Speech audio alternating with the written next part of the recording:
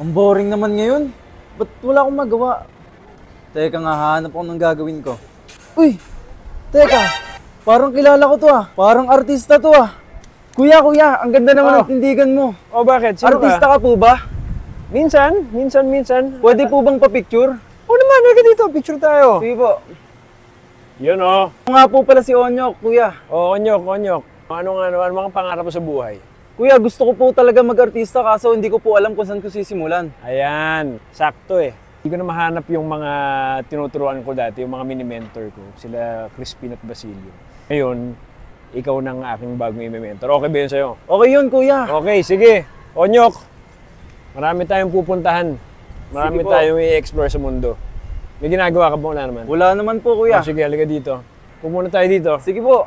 Alam mo to? Yung laro to? Oo po, kuya. Chess po yan. Ah, chess ba to? Opo.